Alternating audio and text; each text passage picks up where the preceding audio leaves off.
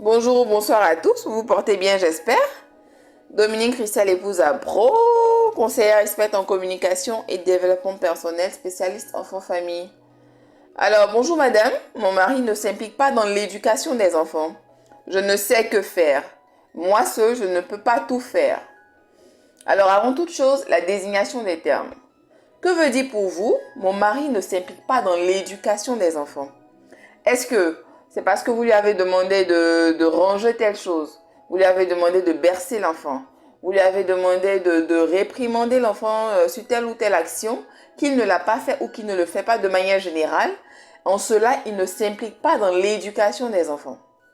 Alors, sachant que l'éducation des enfants incombe aux deux parents, papa, maman, monsieur, madame, personne ayant la responsabilité d'eux. L'éducation des enfants comment je dirais, est l'affaire de papa et de maman, de monsieur, madame. Il ne s'agit pas de l'affaire d'un seul parent. Non, mais toi, tu t'occupes des enfants, tu gères leur éducation, puis bon, voilà. Moi, je fais juste le suivi. Non.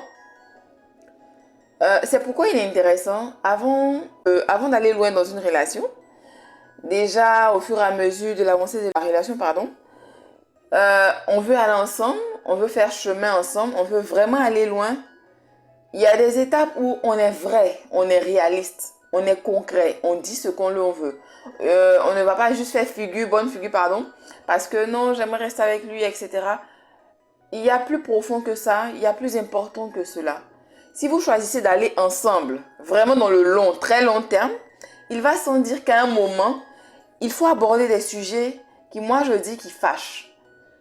Un couple, au fur et à mesure qu'il avance, s'il veut vraiment aller loin, il a une certaine vision, il est réaliste, il est concret, avec tout l'amour, etc. Il faut aborder des sujets qui fâchent. Et si on arrive à un moment de se dire les choses telles qu'elles sont sur certaines choses, parce que voici ma façon de voir, voici ta façon de voir, bien sûr, dans la manière, dans la communication, ce n'est pas la peine, au fur et à mesure. Il faut, avant d'aller loin, même dans les, comment je dirais, dans la drague en griffe, dans les moments où monsieur courtois, toujours madame, etc., il faut parler de l'éducation des enfants. Il faudrait que chacun sache la façon de voir de l'autre par rapport à l'éducation. Un exemple, à moi, par rapport à l'éducation des enfants, déjà, je ne veux pas d'enfants. Déjà, je veux juste 2 enfants. Je ne veux pas 3 enfants, 4 enfants. Non, un seul même, ça me suffit. Et souvent, de manière générale, la femme, un certain pourcentage, hein, souvent elle se leurre. Elle se leurre de ce que, enfin quand bien sûr monsieur, madame aborde le sujet, elle se leurre de ce que non, je veux me marier, voilà, j'ai beaucoup de choses que je veux, et bon, je vais faire avec. Alors que non, quelle que soit la décision que vous prendrez, c'est l'enfant à long terme qui va voir les répercussions. Donc, il faut parler du sujet de l'éducation. Qu'on soit dans le moment des fiançailles, qu'on soit encore dans la drague, dans ce que monsieur me courtoie toujours, etc. Il faut parler de l'éducation des enfants. Comment est-ce que vous voyez l'éducation des enfants? Moi, je pense qu'il faut toujours frapper l'enfant. Moi, je pense qu'il faut toujours discuter. Et tenez-vous bien, parler de l'éducation des enfants, c'est vrai qu'il faut commencer. Mais c'est au fur et à mesure dans le temps, il faut toujours actualiser les données. Il faut toujours actualiser les informations par rapport à ça. Et l'éducation des enfants, il s'agit de quoi?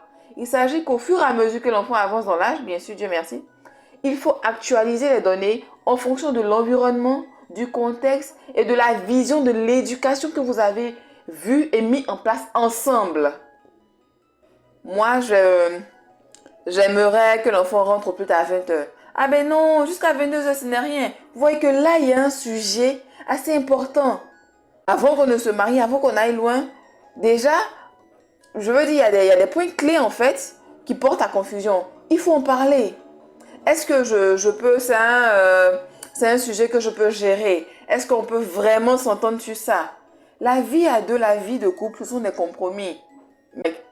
Ce sont des compromis, mais des compromis objectifs, des compromis vitaux, non seulement pour soi, pour le couple, mais pour la famille et pour l'enfant, pour son devenir plus tard, avec le contexte actuel où il y a au fur et à mesure des choses juste pour détruire, pour déstabiliser.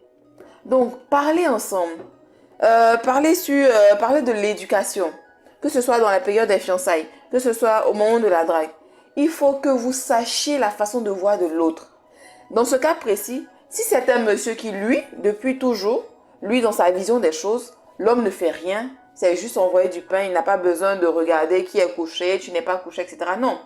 Alors que quand on s'en tient aux statistiques, on s'en tient aux résultats de manière concrète, aux consultances, aux consultations, au rendement des enfants, au rendement en entreprise, oui, parce que consultante, c'est GRH, au rendement en entreprise, de tels salariés, de tout ce qu'il comporte, de tout le bagage qu'il comporte depuis.